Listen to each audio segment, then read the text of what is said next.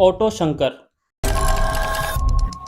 आज की वीडियो में हम बात करेंगे एक ऐसे शख्स के बारे में जिसका नाम सुनकर तमिलनाडु के लोग कांप जाया करते थे। அவர்தான் மாலை எடுத்து கொடுப்பார், அவர்தான் தாலி எடுத்து கொடுப்பார். யாரு? தாதா. தாதா ஆட்டோ शंकर. शराब, सेक्स और खून, ये तीन वर्ड ही काफ़ी हैं उसे डिफाइन करने के लिए। ऑटो शंकर एक ऐसा आदमी जिसने सिर्फ 6 महीने में मद्रास की सड़कों को नरक बना दिया। एक छोटे से गांव का लड़का जो अपने सपनों को लेकर मद्रास शहर में आया था और बन गया एक खूंखार सीरियल किलर। चलिए जानते हैं डिटेल से सब कुछ इस रियल केस के बारे में। आगे बढ़ने से पहले हमारे एक्स क्राइम चैनल को सब्सक्राइब कर लीजिए।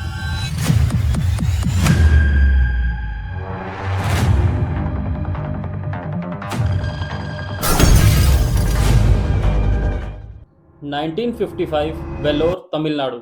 यहाँ एक लड़का पैदा हुआ जिसका नाम था गौरी शंकर और वेल्लोर से करीब 140 किलोमीटर दूर था मद्रास, जिसे अब लोग चेन्नई के नाम से जानते हैं। उस वक्त मद्रास एक ऐसा शहर हुआ करता था जहाँ लोग अपने सपने लेकर आते थे। फिल्मी दुनिया का जादू, कॉलीवुड का क्रेज और छोटी छोटी सड़कों पे चलते ऑटो रिक्शा। शंकर भी इन्हीं सपनों के पीछे मद्रास पहुंच गया। वो पेंटिंग करना जानता था, डांस का शौकीन था और कॉलीवुड का दीवाना था।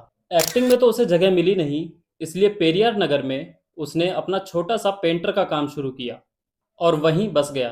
लेकिन दोस्तों, उस वक्त का मद्रास आज के जैसा नहीं था। आज का तिरुवनमयूर, जहां हाई राइज बिल्डिंग और ट्रैफिक का शोर है, तब सिर्फ एक मिट्टी का अड्डा था। बस मछुआरे, ताड़ के पेड़ और नारियल का झुंड, एकदम फिल्मी सीन जैसा। मगर यही वो जगह थी जहां से ऑटो शंकर का डार्क सफ़र शुरू हुआ। 80s की स्टार्टिंग में तमिलनाडु में काफ़ी हंगामा हुआ। पहले तो गवर्नमेंट ने शराब पर बैन लगाया, फिर वो बैन हटा दिया गया, लेकिन बाद में फिर से वो बैन लगा दिया। और इसी कियोस में शंकर ने अपना असली रूप दिखाना शुरू किया। उसने पेंटिंग छोड़कर ऑटो चलाना शुरू किया। लेकिन क्यों? क्योंकि ऑटो रिक्शा उस वक्त स्मगलिंग का बेस्ट तरीका थे। ये गाड़ियाँ शहर में ऐसे घूमती थी कि किसी को शक भी नहीं होता था।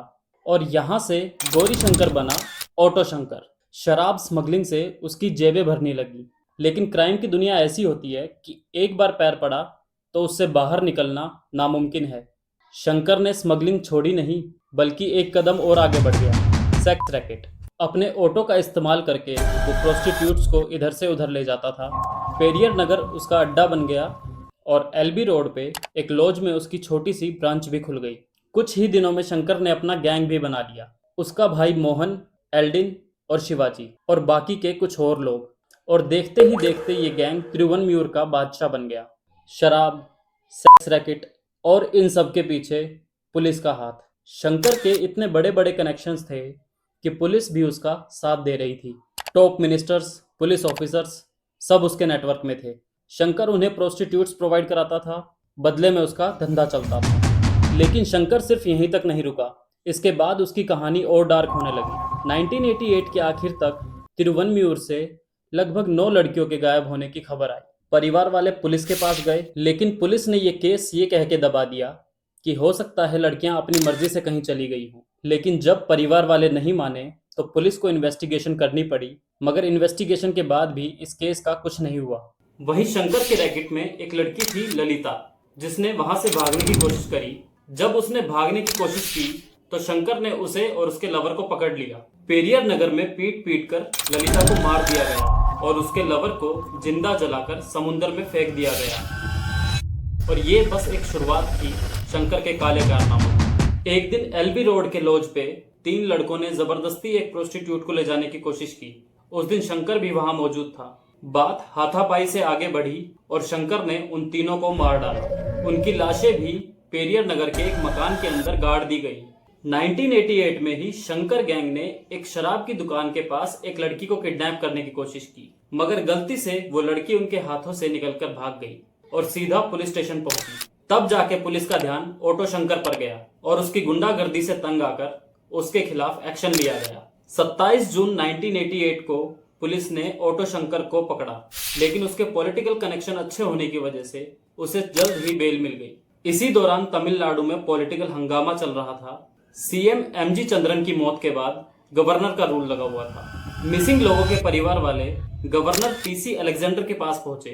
गवर्नर ने एक स्पेशल टीम बनाई जिसमें ऑफिसर आरी को लगाया गया, जो ऑटो शंकर को पर्सनली जानता था। आरी की इन्वेस्टिगेशन से ऑटो शंकर के काले कारनामे सामने आए और शंकर के गैंग का मेंबर एल्डिन टूट गया और वो एक सरकारी गवाह बन गया।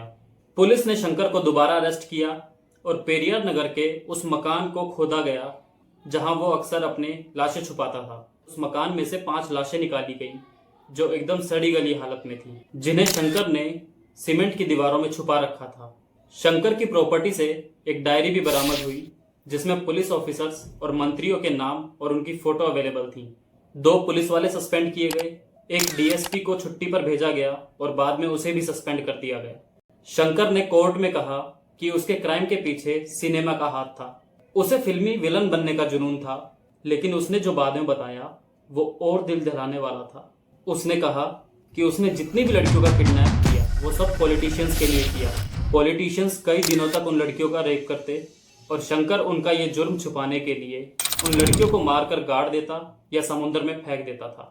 शंकर और उसके गैंग को मैड्रास के सेंट्रल जेल में बंद किया गया, लेकिन यहाँ भी उसका स्टाइल खत्म नहीं हुआ। जेल में भी शंकर को शराब परोसी जाती थी, पैसा और करप्ट पुलिस की वजह से। एक बार शंकर जेल से भागने में भी कामयाब रहा था। बाद में उसे उड़ीसा के राउरकेला से पकड़ा गया, लेकिन उसके भागने की वजह से उसकी सजा में कोई रिबेट नहीं बची थी। उस टाइम के प्रेसिडेंट शंकर दयाल शर्मा ने मर्सी प्ली रिजेक्ट कर दी और फाइनली 27 अप्रैल 1995 को सैलम जेल में शंकर को फांसी दे दी गई। ऑटो शंकर की ये कहानी एक ऐसी मिसाल है जो हमें बताती है कि इंसान सपनों के पीछे दौड़ते दौड़ते कब हैवान बन जाता है ये शायद उसे भी नहीं पता चलता। आपको क्या लगता है, क्या सिनेमा सच में उसकी क्राइम का जिम्मेदार था या ये सिर्फ उसकी मेंटेलिटी थी? अपने विचार हमें कमेंट में ज़रूर बताएं और अगर आपको ये स्टोरी पसंद आई हो तो वीडियो को लाइक, शेयर एंड सब्सक्राइब ज़रूर करें। मिलते हैं आपसे एक और रियल मर्डर केस के साथ। तब तक के लिए सोचते रहिए कि कहीं जाने अनजाने में आप भी तो किसी क्राइम का हिस्सा नहीं बन रहे। जय हिंद।